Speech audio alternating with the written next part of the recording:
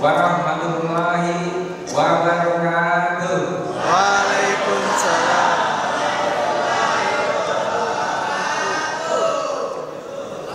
Bismillahirrahmanirrahim. Alhamdulillahirabbil alamin. Allahumma shalli ala sayyidina Muhammad wa ala ali sayyidina Muhammad. Terima kasih kepada Pak Murti. Terima kasih juga kepada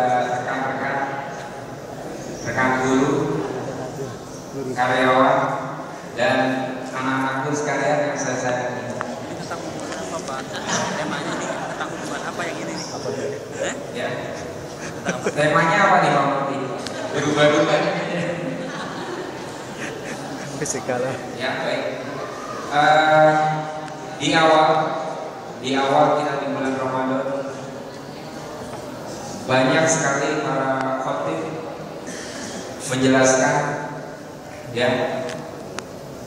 menjelaskan tentang perintah ibadah puasa, perintah meningkatkan kualitas ibadah kita di bulan Ramadan.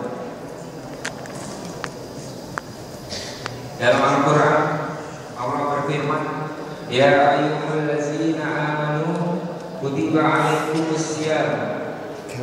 Ya.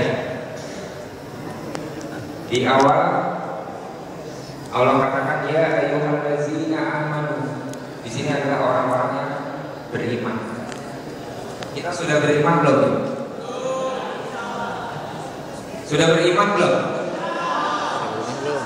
Taunya dari mana kalau kita sudah beriman?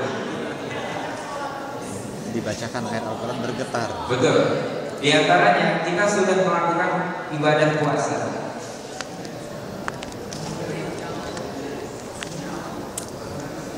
Tidak hanya sekedar menahan lapar dan dahaga, ya.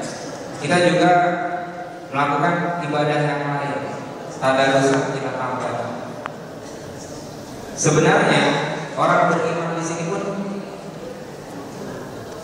kita insya Allah termasuk ada di dalamnya. Kita pun harus bersyukuri. Kita bersyukuri, mudah-mudahan kita termasuk di dalamnya. Yang pertama, orang beriman di sini adalah yang wajib kita syukuri. Kenapa? Karena kita termasuk orang-orang pilihan. Kenapa pilihan? Ada sebagian mungkin keluarga kita, teman-teman kita yang tidak hanya sekedar tidak menjalankan ibadah puasa, tapi mereka sebagian telah berulang rahmatullah, tidak bertemu Ramadan tahun ini.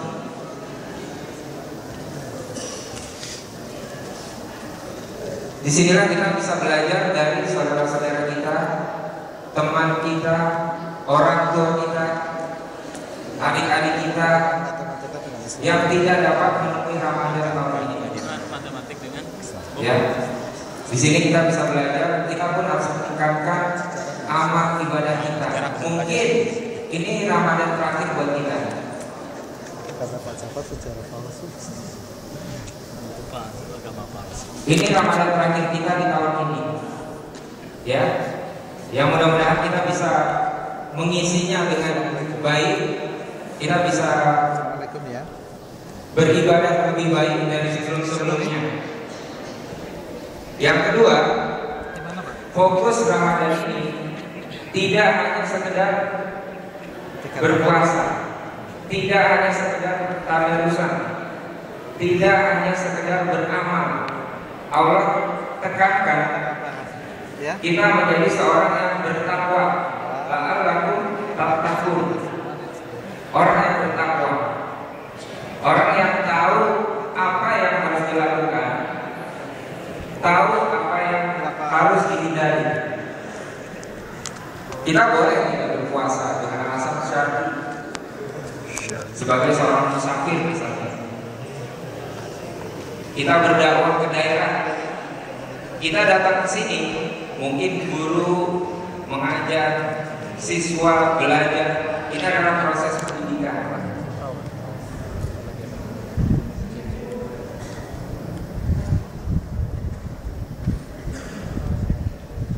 Selanjutnya apa?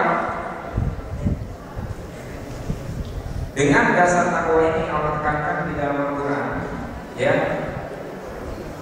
kita harus fokus ke sana.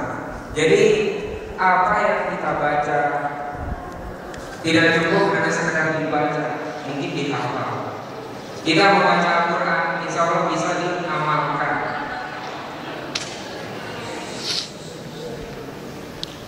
Ya, kita berpuasa pun kita paham apa artinya menahan lapar dan dahaga. Apa artinya kita bersedekah? Bermanfaat tidak? Membuat kita bertakwa tidak?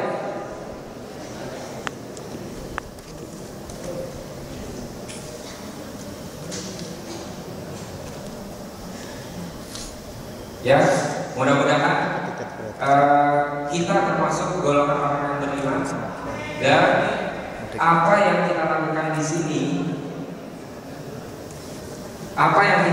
di sini, kita lakukan dengan ikhlas. Sulit nggak kita beribadah di bulan Ramadan ini? Sulit nggak kita berpuasa? Allah tidak akan membuat sebuah ibadah, sebuah peraturan yang akan menyulitkan umatnya. Contoh, kita hadir di sini, kita melaksanakan sholat berjamaah, sulit nggak? Sulit nggak? Saya kira mudah. Untuk mendengarkan saya sulit nggak? Tidak mengerti apa-apa ya? Ya.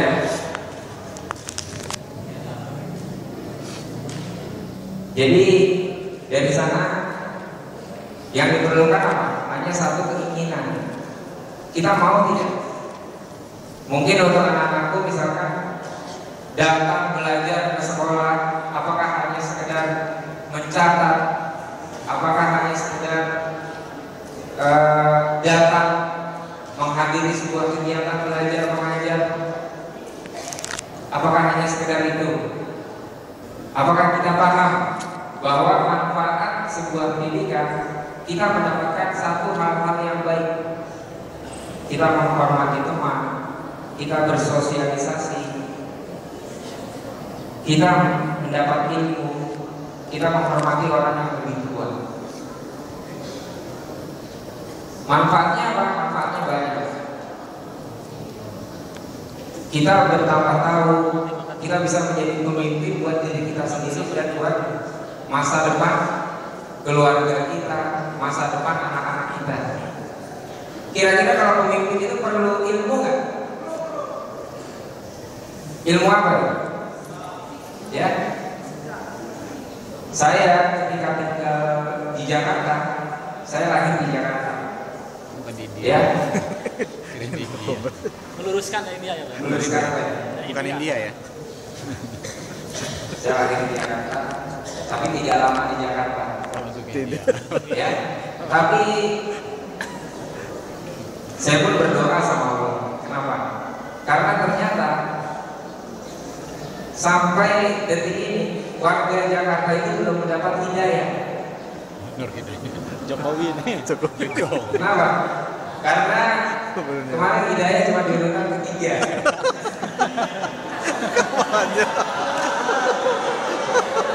Ya. Nah, disinilah manfaat kita menimba ilmu. Ya. Manfaat kita beribadah di bulan Ramadan. Kenapa? Inilah wadah kita untuk menambah ilmu kita. Kita tahu, ya. Kampanye nih. Kita tahu apa yang harus kita lakukan dan manfaatnya ke depan. Apakah terasa saat ini? Saya kira tidak. Mungkin 5 tahun ke depan, mungkin 10 tahun ke depan. Oh iya, dulu saya ingat. Saya ingat dengan bapak guru saya, misalkan dialah yang memotivasi saya. Mungkin 20 tahun lagi anak-anak kita ada yang sukses.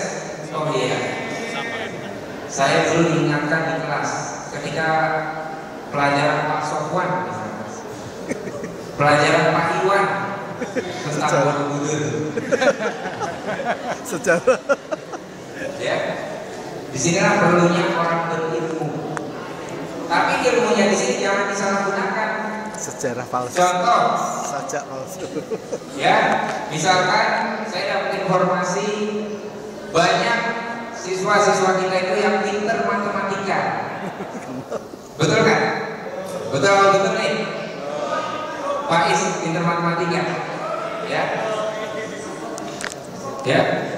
Pinter matematika, apakah pinter matematika itu hanya pintar berhitung? Ya. Apakah pintar berlogika? Bisa diterapkan nggak berhitungnya? Jangan salah menggunakan matematika. Sedikit kita pandai berhitung, apa yang kita lakukan mainnya hitung-hitungan. Ya, kita mau jadi apa? Hitung-hitungan. Saya dapat apa nih? Yang bahaya lagi itu kalau tidak bisa matematika. Kira-kira apa yang terjadi? Ya, misalkan 2 tambah 2 5. Kan 2 tambah 2 4. Iya. Kalau 2 tambah 2 4, saya nggak ada untungnya. Ya.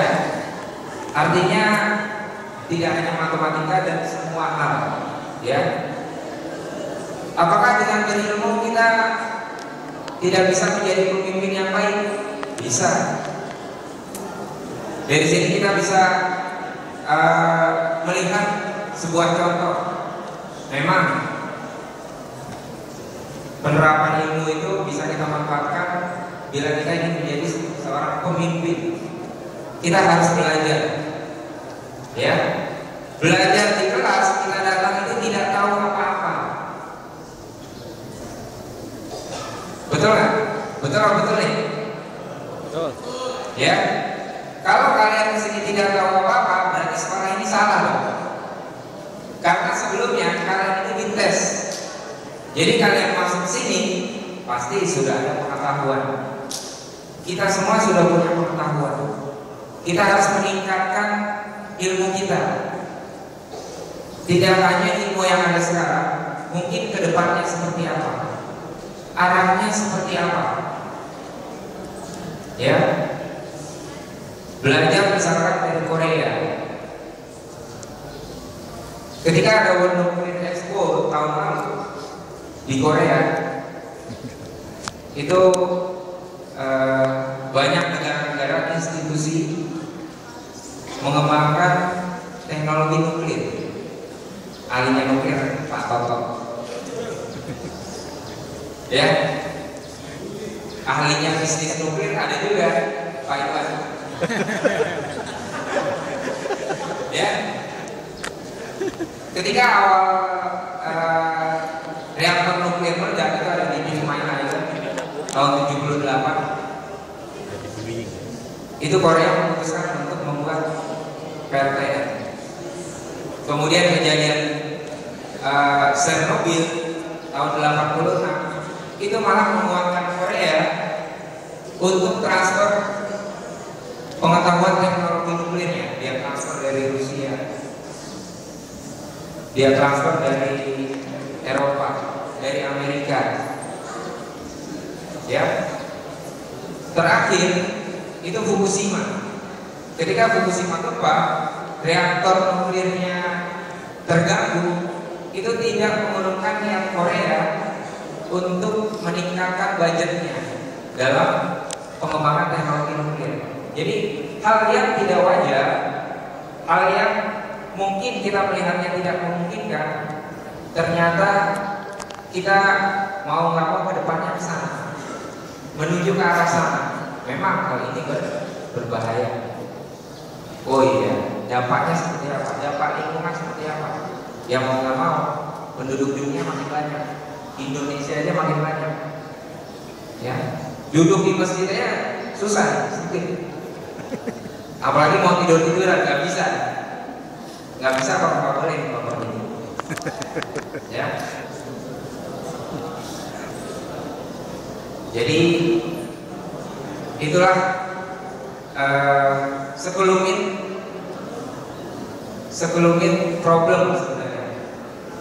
Kita ada problem di sini, kita sadari atau tidak, kita akan maju terus. kita diam pun kita akan tergilas. Penduduk kita sekitar di atas 200 juta, jumlah kaum muslimnya berkurang sekitar 70%, 70-an% ya. Itu dia. Ya, yang mungkin itu saja dari saya. Mudah-mudahan dengan datangnya kita di sini, dengan kita belajar di sini, kita mendapatkan apa yang seharusnya kita dapatkan. Kita bisa mengembangkan kreativitas kita.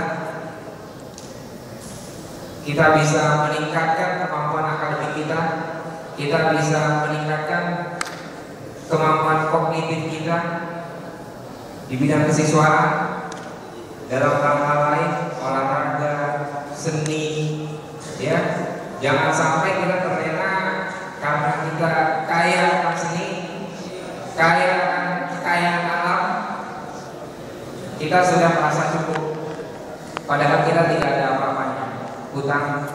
Hutang kita banyak, hutang Anda semua banyak. Ya, mudah-mudahan apa yang ada di sini, niat kita untuk datang ke sini, niat baik kita mendapat balasan dari Allah Subhanahu wa taala. Amin. Apa yang sudah jelas kita bisa laksanakan. Apa yang belum jelas dan tertidur, mudah-mudahan dibukakan pintu hatinya. Walaupun tidak di saat ini, mungkin nanti sore, ya, bisa terus penuh terus jemaahnya di sholat zuhur, sholat asar, sholat tarawihnya. Sekian dari saya, billahi taufik wal hidayah. Wassalamualaikum warahmatullahi wabarakatuh.